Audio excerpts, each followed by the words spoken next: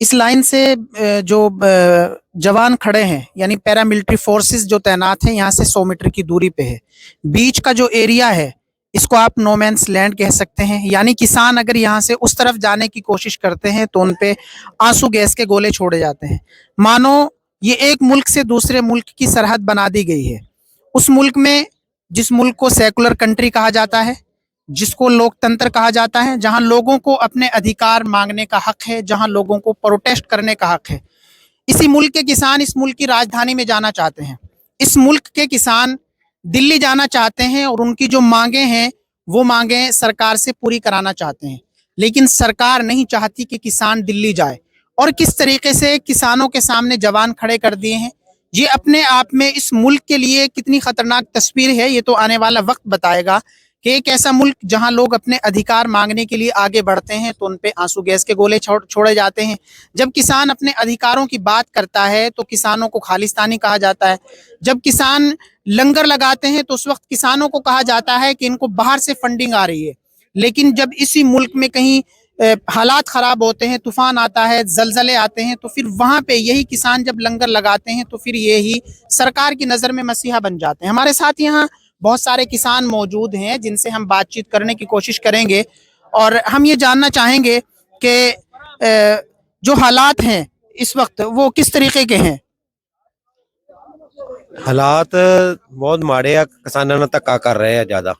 ਇੰਨਾ ਧੱਕਾ ਨਹੀਂ ਸਰਕਾਰ ਨੂੰ ਕਰਨਾ ਚਾਹੀਦਾ। ਅਸੀਂ ਬਗਾਨੇ ਮੁਲਕ ਦੇ ਨਹੀਂ, ਇੱਥੇ ਹੀ ਦੇ ਬਸ਼ਿੰਦੇ ਆ। ਅਸੀਂ ਪੰਜਾਬ ਉਸੇ ਹੀ ਭਾਰਤ ਦਾ ਹਿੱਸਾ ਆ। ਜੇ ਨਹੀਂ ਹਿੱਸਾ ਹੈਗਾ ਤੇ ਸਾਨੂੰ ਵੱਖਰਾ ਕਰ ਦੇਣ। सरकार कह रही है कि किसानों की जो मांगे हैं, जिस तरीके से किसान जो है एमएसपी पे गारंटी चाहते हैं, कि ये एक ऐसा मसला है जिस पे हमें बहुत लंबी स्टडी की जरूरत है, कि सरकार के इसमें बहुत ज्यादा पैसा खर्च हो सकता है। जिस तरीके से कर्जे माफी की बातें हैं, यानी कुछ मांगे तो वो ऐसी हैं जिन पे सरकार मान चुकी है, सेटिस्फाई है सरकार, लेकिन जो मुख्य मांगे हैं जो ज्यादा जरूरी है उन पे सरकार बार बार टाइम दे रही है। उम्मीद है कि आज चौथे दौर की मीटिंग में कुछ मसला हल हो पाएगा। ਜੇ ਹੋ ਜਵੇ ਤਾਂ ਬਹੁਤ ਵਧੀਆ। ਅਸੀਂ ਉਹਨਾਂ ਦਾ ਧੰਨਵਾਦ ਕਰਾਂਗੇ।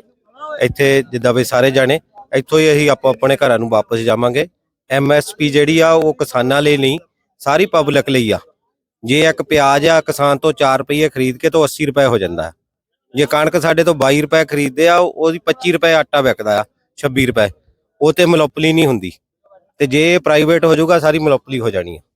तो जिस तरीके का आप माहौल देख रहे हैं, क्या पंजाब के किसान खड़े हैं, क्या मुल्क में नहीं, सारे ਭਾਰਤ ਦੇ ਕਿਸਾਨ ਜਿਹੜੇ ਆ, ਵਰਲਡ ਦੇ ਕਿਸਾਨ ਵੀ ਆ। ਉਹ ਦੁਨੀਆ ਦੀ ਬਾਹਰਲੀਆਂ ਕੰਟਰੀਆਂ 'ਚ ਦੇਖੋ, ਉੱਥੇ ਵੀ ਐਡੀਟੇਸ਼ਨ ਹੋ ਰਹੇ ਆ।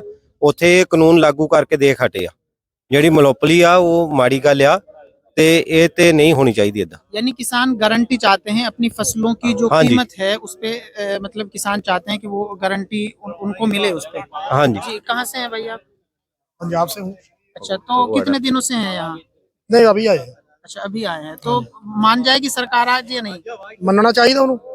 अच्छा, तो किसानों की जो मांगे हैं वो कहीं ना कहीं कह रही है सरकार के मुश्किल मांगे हैं और लगता है कि शायद आज बिना मसला हल हो पाए, तो फिर क्या अगला प्लान रहेगा किसानों का? ਸਰਕਾਰ ਜੋ ਸਾਡੀ ਜਥੇਬੰਦੀਆਂ ਕਹਿਣਗੀਆਂ ਅਸੀਂ ਉਹਨਾਂ ਦੇ ਮੁਤਾਬਕ ਹੀ ਚੱਲਾਂਗੇ। ਕੋਈ ਆਪਣੇ ਵੱਲੋਂ ਨਹੀਂ, ਜੋ ਜਥੇਬੰਦੀਆਂ ਕਹਿਣਗੀਆਂ। ਪਰ ਕਿਸਾਨ ਜੋ ਹੈਗਾ ਉਹ ਸਹੀ ਆ ਆਪਣੀ ਥਾਂ ਤੇ ਜੋ ਸਰਕਾਰ ਕਰ ਰਹੀ ਆ ਉਹ ਤੇ ਆਸੂ ਗਿਆ ਛੱਡਦੇ ਆ, ਸਾਰਾ ਧੱਕਾ ਕਰ ਰਹੀ ਆ ਕਿਸਾਨਾਂ। ਇਹ ਨਹੀਂ ਕਰਨਾ ਚਾਹੀਦਾ। ਅਸੀਂ ਵੀ ਇਹਨਾਂ ਦੇ ਮੁਲਕ ਦੇ ਹੀ ਆ। ਸਾਨੂੰ ਵੱਖਰੇ ਥੋੜ੍ਹਾ ਕਰ ਦਿਓ। ਜੋ ਵੱਖਰੇ ਸਮਝਦੇ ਆ ਤੇ ਸਾਨੂੰ ਵੱਖਰਾ ਕਰ ਦੇਣ। तो आपने सुना कि किस तरीके से किसान यहाँ कह रहे हैं कि हम इसी मुल्क के बाशिंदे हैं और हम सरकार से जो चाहते हैं वो एमएसपी पे गारंटी चाहते हैं। जिस तरीके से लखीमपुर खीरी में एक कांड हुआ, उसके दोषियों के सजा चाहते हैं। जिन किसानों पे पर्चा हुआ वो पर्चा रद्द चाहते हैं। और मैंने पिछले एक वीडियो में भी बताया था कि किसानों की एक मांग ये है कि किसानों का जो कर्जा है वो माफ होना चाहिए। अब सरकार इस पे बहुत अड़ जाती है। अब पिछले दिनों आपने देखा कि किस तरीके से इस मुल्क से 20-20 हजार करोड़ लेके मोदी के दोस्त मुल्क से फरार हो जाते हैं, उनका कर्जा कैसे मिनटों में माफ हो जाता है। लेकिन सरकार कहती है कि हमारे पास किसानों के कर्जे माफी का जो ब्यौरा है उसको हम अब तक जो है कैलकुलेट नहीं कर पाए हैं। तो जो 20-20 हजार करोड़ लेके इस मुल्क से फरार हो जाते हैं उसको मिनटों में सरकार कैसे कलेक्ट कर लेती है, कैसे सरकार के वो चीजें कलेक्शन में आ जाती हैं। मुझे लगता है कि जितना मोदी का एक दोस्त लेके फरार हुआ होगा उतना कर्जा पूरे मुल्क के किसानों पे नहीं होगा। एक किसान पे 1 लाख 2 लाख कर्जा होता है, 50,000 कर्जा होता है, 80,000 कर्जा होता है। इसी कर्जे में सरकार को परेशानी हो रही है। लेकिन जो सरकार के कारिंदे होते हैं, जो बैंकों से हजारों करोड़ कर्जा लेके मुल्क से फरार हो जाते हैं, उस पे सरकार को कोई फिक्र नहीं है। हम आपको एक बार फिर से इस तरफ का नजारा दिखा देते हैं कि किस तरीके से जो जवान हैं वो इस तरीके से खड़े हैं मानो चीन की सरहद पे खड़े हों। और बीच का जो इलाका है नो मैंस लैंड, इस तरफ अगर किसान जाने की कोशिश करते हैं तो किसानों पे हमला किया जाता है। आज भी पूरा दिन हम उम्मीद यही है कि माहौल जो है वो शांतिपूर्ण रहेगा, खामोशी रहेगी, कोई तनाव नहीं होगा, क्योंकि चौथे दौर की जो वार्ता आज किसानों की होनी है उसमें यही उम्मीद करेंगे कि किसी तरीके से किसानों की जो मांगे हैं वो सरकार पूरी कर ले। आप मेरे साथ जुड़े रहिए ट्रस्ट विद अब्दुल पे और हमारे यूट्यूब चैनल को जरूर सब्सक्राइब कर लीजिए ताकि आने वाली वीडियोस की नोटिफिकेशन आप तक पहुंचे।